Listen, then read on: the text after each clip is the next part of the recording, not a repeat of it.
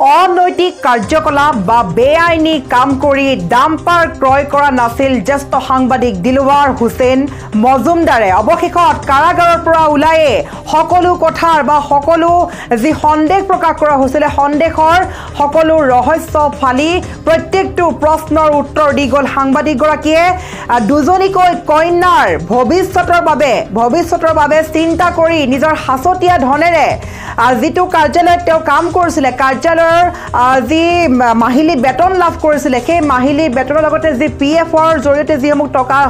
লাভ কৰিছিলে সকলো টকা আৰু হাছতীয়া ধন লগতে পত্নীৰ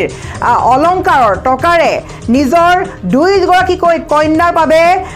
ভৱিষ্যতৰ বাবে পঢ়া শুনাৰ বাবে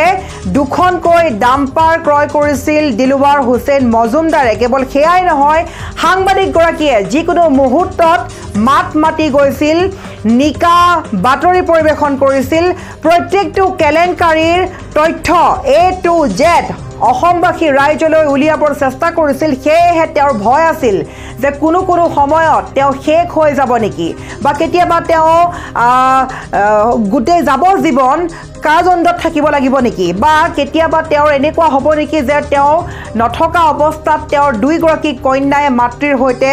নিজে উপাৰ্জন কৰি বা পেটৰ ভোক মৰাবলৈ ভাত খাব লাগিব বা ভাত মুঠিৰ বাবে কষ্ট কৰিব লাগিব এই ধৰণৰ বিভিন্ন চিন্তা চৰ্চাই খেদি মাৰিছিল সাংবাদিকগৰাকী কিয়নো বহু লোকে ক'ব যে সাংবাদিকৰ ভৱিষ্যত কি সকলোৱে প্ৰশ্ন উত্থাপিত কৰে কিয়নো যিকোনো মুহূৰ্তত সাংবাদিকক আক্ৰমণ কৰা ঘটনা পোহৰলৈ আহিছে আৰু বৰ্তমানেও বিভিন্ন সাংবাদিক নহয় বুলিও ৰাজ্য চৰকাৰে কৈছে আৰু এই মুহূৰ্তত এগৰাকী সাংবাদিকে এপেক্স বেংকৰ কেলেংকাৰীৰ বাতৰি কৰিবলৈ যাওঁতে বা প্ৰশ্ন কৰোঁতে যেতিয়া গ্ৰেপ্তাৰ হৈছে এই খবৰটোৱে ইতিমধ্যে চৰ্চা লাভ কৰিছে কেৱল অসমতে নহয় অসমৰ উপৰিও ভাৰতবৰ্ষৰ কেইবাগৰাকীও জ্যেষ্ঠ সাংবাদিকে বাতৰি পৰিৱেশন কৰিছে আৰু এই মুহূৰ্তত আমি এই খবৰ লৈ আহিছোঁ যিহেতু কিছু সময় পূৰ্বে আজিৰ দিনটোত কাৰাগাৰৰ পৰা মুকলি আকাশৰ তললৈ আহিলে জ্যেষ্ঠ সাংবাদিকগৰাকী আৰু ইতিমধ্যে সকলোৱে সেই দৃশ্য দেখিছে আমি দৃশ্যটো আগবঢ়াম ফুল পেটৰ মাধ্যমেৰে কেইটামান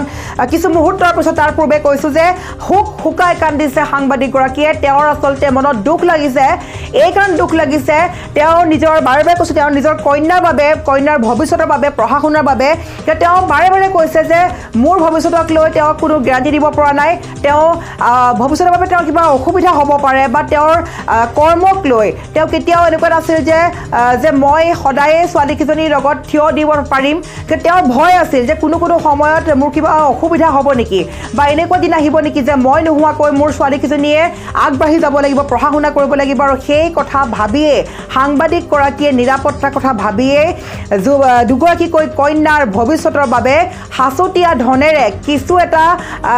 সম্পত্তি ক্ৰয় কৰোঁ বুলিয়ে মাথো ক্ৰয় কৰিছিল ডাম্পাৰ আৰু সেই দুখন ডাম্পাৰ ক্ৰয় কৰোঁতে সেই ডাম্পাৰৰ ওপৰত চকু পৰিছে একাংশ লোকৰ তাৰ বাবে তেওঁক মন্ত্ৰীয়ে প্ৰশ্ন কৰিছে তেওঁক বিধায়কে প্ৰশ্ন কৰিছে তেওঁক বহু লোকে প্ৰশ্ন কৰিছে ক'ৰ পৰা টকা সংগ্ৰহ কৰিব পাৰিছে সাংবাদিকগৰাকীয়ে আৰু তাকে লৈ এতিয়া সৃষ্টি হৈছে প্ৰতিক্ৰিয়া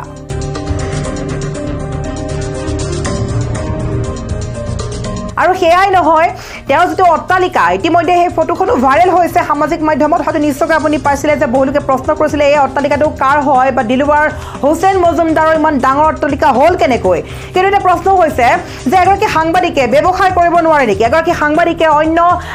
সাংবাদিকতাৰ লগতে অন্য তেওঁৰ কৰ্ম কৰিব নোৱাৰে নেকি বা তেওঁ যিটো এগৰাকী অধিবক্তা আছিলে এগৰাকী ব্যৱসায়ী আছিলে এগৰাকী সাংবাদিক আছিলে গতিকে তেওঁৰ টকা পইচা থকাটো স্বাভাৱিক হ'ব পাৰে গতিকে সেই হেতুকে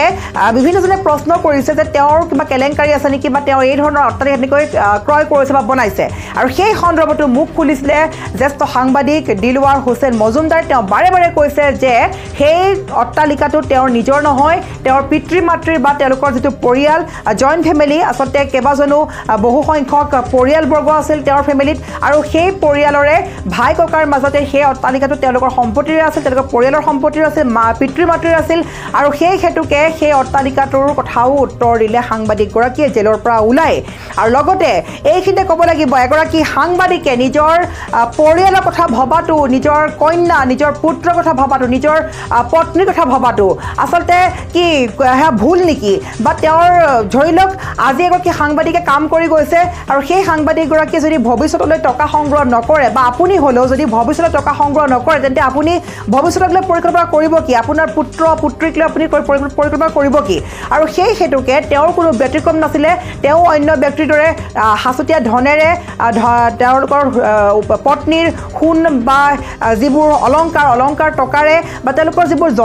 জমা ধনেৰে মাথো ক্ৰয় কৰি থৈছিল ডাম্পাৰ আৰু সেই ডাম্পাৰত এতিয়া চকু পৰিছে একাংশৰ তাৰ পাছতেই খুব শুকাই কান্দিছে সাংবাদিকগৰাকীয়ে সবিশেষ খবৰ লৈ আহিছোঁ ফুল স্ক্ৰীনৰ মাধ্যমেৰে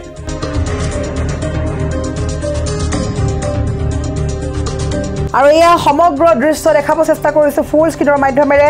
ঈদৰ প্ৰাক্ষণত জেলৰ পৰা ওলাই আহিয়ে হুক শুকাই কান্দিছে দিলৱাৰ হুছেইন মজুমদাৰে সংবাদ মাধ্যমৰ আগত দুই সন্তানৰ কথা কৈ কান্দত ভাগি পৰিল দিলৱাৰ হুছেইনে কি কৈছে আমি অলপ শুনাব বিচাৰিছোঁ আৰু এইখিনি ক'ব বিচাৰিছোঁ যে দিলৱাৰ হুছেইনক লৈ যি আচলতে প্ৰকাশ পাইছে খবৰ এই খবৰে ইতিমধ্যে চৰ্চা লাভ কৰি আছে আৰু এই মুহূৰ্তত ক'ব লাগিব দুটাকৈ গোচৰৰ পিছত অৱশেষত জামিন লাভ কৰি মুকলি আকাশৰ তললৈ ঈদৰ প্ৰাক্ষণত এই ভাল খবৰ লৈ আহিলে দিলৱাৰ হুছেইন মজুমদাৰে আৰু দিলৱাৰ হুছেইন মজুমদাৰে মুকলি আকাশৰ তললৈ ওলাই অহা মানে প্ৰমাণ কৰি দেখালে সাংবাদিকৰ জয় সংবাদ মাধ্যমৰ জয় আৰু গণতন্ত্ৰৰ স্তম্ভৰ জয় বুলি প্ৰমাণ কৰি দেখুৱাইছে আৰু এইখিনিতে ক'ব লাগিব আমি বাৰে বাৰে আমি সম্পূৰ্ণ দৃশ্য দেখাইছোঁ ইতিমধ্যে আমি কৈছোঁ যে কিদৰে আচলতে তেওঁৰ দুগৰাকীকৈ কন্যাৰ বাবে হাচতীয়া ধনেৰে বা জমা ধনেৰে বা পত্নীৰ অলংকাৰৰ টকাৰে ভৱিষ্যতৰ বাবে সন্তান কেইগৰাকীলৈ ভৱিষ্যতৰ কথা চিন্তা কৰি ডাম্পাৰ ক্ৰয় কৰিছিলে বা কিছু সম্পত্তি ক্ৰয় কৰিব পাৰে সকলো পিতৃ মাতৃৰ দায়িত্ব সন্তানৰ বাবে কিছুমান যিখিনি ঢুকি পায় বা যিখিনি পাৰে ক্ৰয় কৰাটো আৰু বহু পিতৃ মাতৃয়ে সন্তানৰ বাবে বহু প্ৰপাৰ্টি ক্ৰয় কৰে আৰু গতিকে সেই কথা কোনো ডাঙৰ কথা নহয় আৰু ঠিক সেইদৰে ব্যতিক্ৰম নাছিলে দিলৱাৰ হুছেইন মজুমদাৰ তেওঁ নিজৰ পত্নী নিজৰ কন্যাৰ কাৰণে কিছু ভৱিষ্যতৰ সুৰক্ষাৰ বাবে সম্পত্তি ক্ৰয় কৰিছিল আৰু সেই সম্পত্তিৰ ওপৰত চকু পৰিছে এতিয়া একাংশ লোকৰ যাৰ বাবে তেওঁক বাৰে বাৰে প্ৰশ্ন কৰা হৈছে যে এগৰাকী সাংবাদিকে কেনেকৈ ক্ৰয় কৰিব পাৰিল ডাম্পাৰ এতিয়া প্ৰশ্ন হৈছে যে সাংবাদিকে ডাম্পাৰ ক্ৰয় কৰিব নোৱাৰে নেকি বা এগৰাকী সাংবাদিকৰ ঘৰ দুৱাৰ উন্নত হ'ব নোৱাৰে নেকি কাৰণ এটা ঘৰক লৈও প্ৰশ্ন কৰিছিলে যিটো ঘৰ বা যিটো বিল্ডিঙৰ কথা কৈ আছে যে এই বিল্ডিংটোৰ ঘৰ স্বাধিকাৰী হৈছিলে যে দিলৱাৰ হুছেইন মজুমদাৰ কেনেকৈ তেওঁ স্বাধিকাৰী হ'ব পাৰিছে এটা ডাঙৰ প্ৰপাৰ্টি তাক লৈও সন্দেহ প্ৰকাশ কৰিছিলে আৰু সেই সন্দৰ্ভত তেওঁ উল্লেখ কৰিছে যে সেই প্ৰপাৰ্টি তেওঁৰ নিজৰ নহয় তেওঁলোকৰ জইণ্ট ফেমিলি বৃহৎ সংখ্যক পৰিয়ালবৰ্গ তাৰ মাজত পিতৃ মাতৃৰো হ'ব পাৰে ভাই ককায়েকৰো হ'ব পাৰে আৰু তেওঁলোকৰ মাজতে কিছু সম্পত্তিৰ ভাগ বতৰা হৈছে আৰু সেই ভাগ বতৰাৰ অংশ হিচাপে সেই অংশ লাভ কৰিছে পিতৃ মাতৃৰ পৰা দিলৱাৰ হুছেইন মজুমদাৰে গতিকে তেওঁ বাৰে বাৰে কৈছে তেওঁ ধুবুৰীত তেওঁ নাথাকে তেওঁ বসবাস কৰিছিলে গুৱাহাটী গতিকে তেওঁ কোনো প্ৰয়োজন নাছিলে সেই ঘৰটোৰ সেয়ে তেওঁ গুৱাহাটীত বসবাস কৰিছিলে আৰু সেই হুজাইৰ যিটো ঘৰ সেই ঘৰটোৰ ফটোখন ইতিমধ্যে ভাইৰেল হৈ কৰি দিছে কিয়নো সাংবাদিকগৰাকীৰ ঘৰ কেনেকৈ এনেকুৱা হ'ব পাৰে বুলি প্ৰশ্ন কৰিছে আৰু এই সন্দৰ্ভত হুক শুকাই কান্দিছে সাংবাদিকগৰাকীয়ে আমি খন্তেক সময়ৰ বাবে সাংবাদিকগৰাকীয়ে কি কৈছে কেমেৰাৰ সন্মুখত তাৰ কিছুমান মন্তব্য আমি আগবঢ়াইছোঁ ভালদৰে শুনি লওক কিছু মুহূৰ্তৰ বাবে তেওঁৰ ভাষ্য আপোনালোকে মোক যে ইমান সমৰ্থন দিছে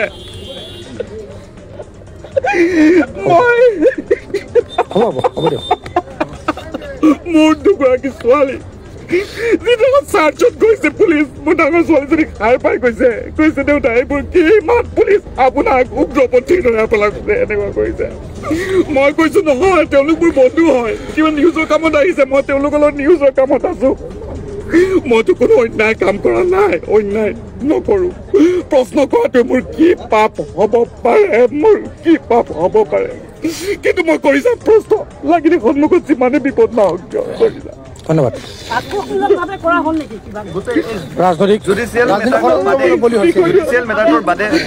বিষয়টো পিছত মোৰ অধিবক্তাই আপোনালোকৰ লগত ব্যক্ত কৰিব কিন্তু মই আপোনাক ক'ব খোজো মই সত্যৰ পথত আছো আনকি মই নাজানো কিয় মানুহে মোক ইমান মৰম চেনেহ দিয়ে জেলৰ ভিতৰত মোক গামোচা পিন্ধাই তেওঁলোকে মোক বাহিৰলৈ পঠিয়াইছে আপোনালোক চবকে মই ধন্যবাদ আৰু নিশ্চয় দেখা পাইছে সাংবাদিকগৰাকীয়ে কিদৰে কান্দি উঠিছে আৰু তেওঁৰ কাৰাগাৰৰ পৰা মুকলি আকাশলৈ ওলাই আহি ধন্যবাদ জ্ঞাপন কৰিছে আৰু তেওঁৰ আচলতে অন্তৰত যিবোৰ দুখে তেওঁক খুন্দা মাৰি ধৰিছিল আজি তেওঁ এটা সত্য বাতৰি উদ্ঘাটন কৰিম বুলি তেওঁ কেলেংকাৰীৰ কথা জানিব পাৰি তেওঁ সেই তথ্য সহকাৰে উলিয়াম বুলি তেওঁ বাতৰি প্ৰকাশ কৰিব গৈছিল কাৰণ তেওঁ আছিলে কৰ্মত এগৰাকী সাংবাদিকৰ কৰ্মই হৈছে সমাজৰ ভুল কুটিবোৰ দেখাই দিয়া ৰাইজৰ আগত আৰু তেওঁ সেই কৰ্ম পালন কৰি আখৰ পালন কৰিব চেষ্টা কৰিছিলে আৰু পালন কৰি তেওঁ এটি কেলেংকাৰীৰ ভিতৰত সোমাই পৰিছিলে আৰু কেলেংকাৰীৰ ভিতৰত সোমাই পৰা মাত্ৰকে এটা প্ৰশ্ন কৰাৰ বাবে তেওঁক গ্ৰেপ্তাৰ কৰা হৈছিলে গতিকে এই ধৰণৰ কাৰণক লৈ এগৰাকী সাংবাদিকক মানসিকভাৱে হাৰাশাস্তি দিয়াটো কোনেও গ্ৰহণযোগ্য বুলি কোৱা নাই তীব্ৰ ভাষাৰে গৰিহণা দিছে আৰু সেই সময়তে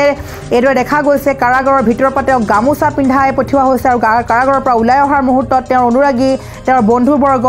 জনসাধাৰণে সকলো তেওঁক গামোচাৰে উষ্ম আদৰণি জনাইছে আৰু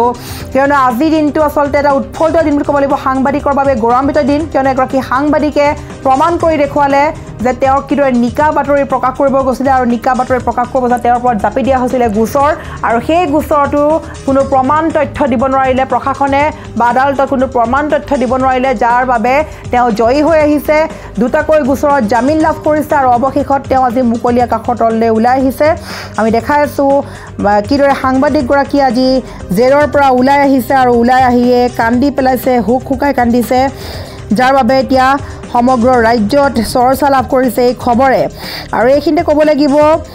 সাংবাদিকগৰাকীয়ে যি এপেক্স বেংকৰ দুৰ্নীতিৰ কথা ক'বলৈ গৈছিলে বা উদ্ঘাটন কৰিবলৈ গৈছিলে তাৰ পাছতে আচলতে সমগ্ৰ দেশত এই বাতৰি চৰ্চা লাভ কৰি আছে ইটোৰ পিছত সিটো তথ্য পোহৰলৈ আহিছে আৰু এইখিনিতে বহু ৰাইজে প্ৰশ্ন কৰিছিলে যে এই ধৰণৰ চৰ্চাৰ মাজতে যাতে মানুহে বা সাংবাদিকে পাহৰি নাযায় যে এপেক্স বেংকৰ কেলেংকাৰীৰ কথা আৰু সেই সন্দৰ্ভত লুৰিণজ্যোতি গগৈকে আদি কৰি কেইবাগৰাকীও নেতাই মাত মাতিছে যে এপেক্স বেংকৰ দুৰ্নীতিৰ প্ৰসংগত চৰকাৰ দলে মাত নামাতি এগৰাকী সাংবাদিকৰ জীৱনকেন্দ্ৰিক তথ্যৰে বিষয়টো অন্যফালে নিয়াৰ চেষ্টা কৰিছে বুলি অভিহিত কৰিছে একাংশ নেতাই লগতে এজিপিৰ সভাপতি লুৰিণজ্যোতি গগৈও মন্তব্য কৰিছিলে সাংবাদিক দিলৱাৰ হুছেইনৰ গ্ৰেপ্তাৰ প্ৰসংগত তেওঁ কৈছিলে যে এপেক্স বেংকৰ দুৰ্নীতিৰ প্ৰসংগত চৰকাৰ বা দলে মাত নামাতি এগৰাকী সাংবাদিকৰ জীৱনকেন্দ্ৰিক তথ্যৰে বিষয়টো অন্যফালে নিয়াৰ চেষ্টা কৰিছে বুলি অভিহিত কৰিছে লুৰিণজ্যোতি গগৈয়ে আৰু ইয়াৰ উপৰি কেইবাগৰাকীও মন্তব্য কৰিছে কেৱল এয়া অসমৰ পৰাই নহয় অসমৰ লগতে সমগ্ৰ ভাৰতবৰ্ষৰ পৰা মন্তব্য কৰিছে যেনে শনিবাৰে কাৰাগাৰৰ পৰা মুকলি আকাশৰ তললৈ আহিছে সাংবাদিক দিলৱাৰ হুছেইন মজুমদাৰ আমি দৃশ্য দেখাই আছোঁ সাংবাদিকগৰাকীৰ মুক্তিক আদৰণি জনাইছিলে অসম জাতীয় পৰিষদৰ সভাপতি লুৰিণজ্যোতি গগৈ সাধাৰণ সম্পাদক জগদীশ ভূঞাই লগতে কৈছিলে যে এয়া ন্যায় আৰু সততাৰ জয় আৰু লগতে অসম জাতীয় পৰিষদে গুৱাহাটী প্ৰেছ ক্লাবকে ধৰি সকলো ৰাজ্যৰ সাংবাদিক নাগৰিক সমাজ বিভিন্ন দল সংগঠন গণতন্ত্ৰ প্ৰেমী নাগৰিকলৈ ধন্যবাদ জ্ঞাপন কৰিছিলে আৰু এতিয়া প্ৰশ্ন হৈছে যে এপেক্স বেংকৰ কেলেংকাৰী এতিয়া যিহেতু সাংবাদিকগৰাকী মুক্ত হৈ আহিলে এতিয়া পিছৰ পৰ্যায়ৰ কাম হৈছে বা ৰাইজে এতিয়া আগবঢ়াইছে পিছৰ পৰ্যায়ৰ সাংবাদিকৰ দায়িত্বভাৰ অৰ্পণ কৰিছে যে এপেক্স বেংকৰ যি দুৰ্নীতিৰ কথা ওলাইছিলে সেই দুৰ্নীতিৰ সম্পূৰ্ণ A to Z উদ্ঘাটন কৰিবলৈ এতিয়া ৰাইজে দাবী জনাইছে ৰাইজৰ দাবী অনুসৰি এতিয়া প্ৰত্যেকগৰাকী সাংবাদিকে এই কাম কৰাটো ৰাইজে বিচাৰিছে যে এপেক্স বেংকৰ কেলেংকাৰী এতিয়া মূল বিষয়টো উত্থাপন হ'ব লাগে চৰকাৰক অৱগত কৰিব লাগে পত্ৰ প্ৰেৰণ কৰিব লাগে সঁচাকৈ যদি কেলেংকাৰী আছে কোন কোন জড়িত আছে পোহৰলৈ আহিব লাগে গতিকে এতিয়া আমি অপেক্ষা কৰিব লাগিব বা সততাৰে সকলো সংবাদকৰ্মীয়ে কাম কৰিব লাগিব যে এপেক্স বেংকৰ দুৰ্নীতিৰ মাজত কি ৰহস্য আছে হেয়া সাধাৰণ ৰাইজৰ দাবী অতি শীঘ্ৰে উদ্ঘাটন কৰিব লাগে এপেক্স বেংকৰ কেলেংকাৰীৰ তথ্যৰ A to Z